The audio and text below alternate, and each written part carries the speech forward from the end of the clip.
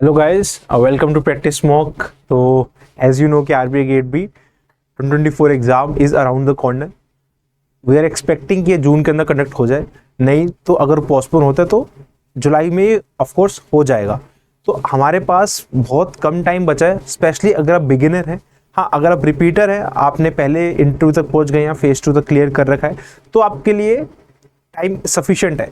For those who are beginners and जिनको topic wise understanding अभी नहीं है, उनके लिए ये बेस्ट टाइम है प्रिपरेशन स्टार्ट करने का।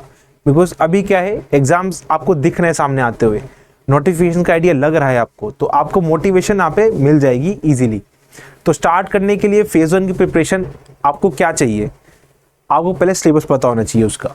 सिलेबस के बाद आपको उसके टॉपिक्स प्रिपेयर होने चाहिए। टॉपिक्स को किस चीज़ के, क्वांट के टॉपिक्स, रीजनिंग के topics as well as English के टॉपिक्स। इनके अंदर आपको अपनी स्ट्रेंथ पता करनी है, अपनी वीकनेस आइडेंटिफाई करनी है एंड वीकनेस पे काम करना है आपको। ठीक है, मैं ये क्यों कह रहा हूँ, फेज 1 पे इतना फोकस क्यों कर रहा हूँ, because we know phase 1 of RBI is the toughest nut to crack. पूरे आरबीआई के प्रोसेस में from phase 1, phase 2 till interview, the most important and difficult stage is phase 1। Because phase 1 के अंदर रूथलेस कंपटीशन होता है। यहाँ पे बच्चे यूपीएससी से आते हैं जो जीए में अच्छे हैं, बैंकिंग से आते हैं जो क्वांट रीजनिंग में बहुत अच्छे हैं। ठीक है, तो सबकी यहाँ पे स्ट्रेंथ्स होती है, सबकी स्ट्रेंथ चेक हो जाती है यहाँ पे। ठीक है, एंड सीट्स लिमिटेड होती हैं, जितने रेशियो से बच्चों को बुलाया जाएगा वो लिमिटेड होता है। तो यहाँ पे फेज 1 क्रैक करना बहुत डिफिकल्ट हो जाता है। खुद सोचो, जहाँ पे क्वांट की कट ऑफ 4 साढ़े 4 जाती है, वो ही नहीं निकल के आ पाती है बच्चों की, because students do not prepare as per the demand of the exam. अगर आप प्रीवियस ईयर लगा के जाओ आरबीआई के, तो आई एम श्योर आप 3-4 मार्क्स तो लेके आ ही जाओगे इन द एक्चुअल एग्जाम।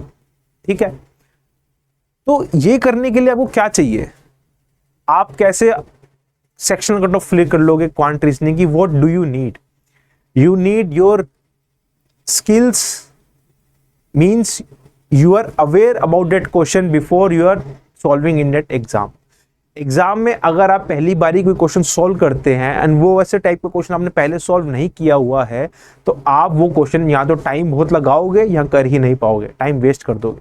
ठीक है, तो ये चीजें कैसे हो पाएंगी, जब आपकी इनफ प्रैक्टिस होगी।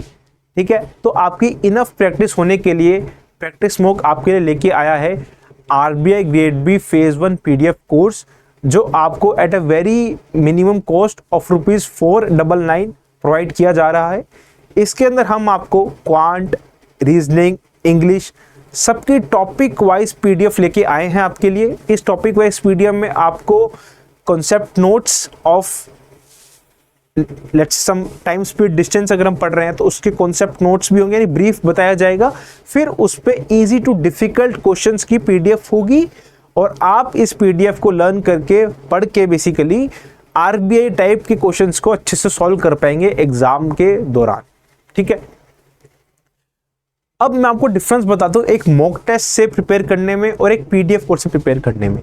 देखो, जब आप क्वांट रीजनिंग इंग्लिश के मॉक टेस्ट दे रहे हो ना, मतलब आपने टॉपिक्स कवर कर लिए हैं सारे, अब आप उस टॉपिक्स को चेक कर रहे हो एग्जाम ओरिएंटेड कंडीशंस में। ठीक है, तो इस स्टेज में आप ये चीज नहीं कर सकते हो कि अगर आप वहां पे टाइम स्पीड डिस्टेंस का क्वेश्चन आया लेट्स से मॉक टेस्ट के अंदर, आपसे सॉल्व नहीं हुआ।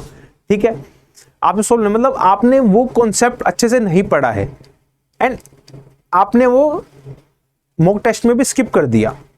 ठीक है, एंड उस टाइप के क्वेश्चन मॉक टेस्ट में सिर्फ एक ही होगा, बट टॉपिक वाइज पीडीएफ के अंदर आपको उस पर्टिकुलर टाइप के काफी क्वेश्चंस मिलेंगे।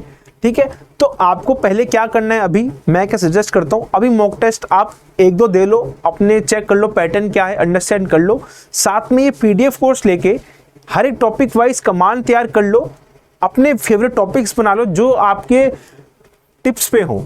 ठीक है, ये बनाने के बाद आप मॉक टेस्ट दीजिएगा एंड आई एम श्योर आपका इंप्रूवमेंट होगा। ठीक है, और जब आपका ये इंप्रूवमेंट होगा, इससे आपको कॉन्फिडेंस बिल्टअप होगा और ये कॉन्फिडेंस से आप एग्जाम में जब जाओगे तो आई एम 100% श्योर आप वहां पे कट ऑफ क्लियर कर लोगे। ठीक है, एंड वन मोर थिंग, आपको स्ट्रेंथ अपनी सिर्फ ऐसे नहीं सिर्फ क्वांट बना के जाना, स्ट्रेंथ रीजनिंग में काम नहीं करना है, आपको तीनों एरियाज में काम करना है, बी इट क्वांट, रीजनिंग और इंग्लिश। क्योंकि आरबी में देखा गया कि दोनों शिफ्ट के अंदर किसी पहली शिफ्ट में quant tough, reasoning easy, second shift में क्वांट इजी, इजी तो नहीं कहूँगा, less difficult and reasoning difficult, ये पैटर्न देखा जाता है। ठीक है, तो आपको हर एक टाइप के क्वेश्चन से फेमिलियरिटी होनी चाहिए। तो जब आप टॉपिक वाइज तैयार कर लोगे अपना एक बेस, तो आप जाके मॉक टेस्ट में या फिर एक्चुअल एग्जाम में उसको सही से इम्प्लीमेंट कर पाओगे। तो देर मत कीजिएगा, बहुत कम टाइम बचा है for those who are beginners, और जहाँ फिर वो जो क्वांट रीजनिंग में इतने अच्छे नहीं हैं, जिनको टॉपिक वाइज प्रिपरेशन करनी है। तो आप क्या करना, जब आप पीडीएफ कोर्स खोलोगे तो आपको ऐसे 3 मिलेंगी चीज़ें, जहाँ क्वांट होगा, रीजनिंग होगा, इंग्लिश होगा। तो फॉर एग्जाम्पल क्वांट में यू ओपन नंबर सीरीज, ठीक है, तो यहाँ पे आपको नंबर सीरीज के क्वेश्चन दिखेंगे। ठीक है, और बहुत ही बिल्कुल ही आरबीआई प्रीवियस ईयर पैटर्न को देखते हुए क्वेश्चन बनाए गए हैं।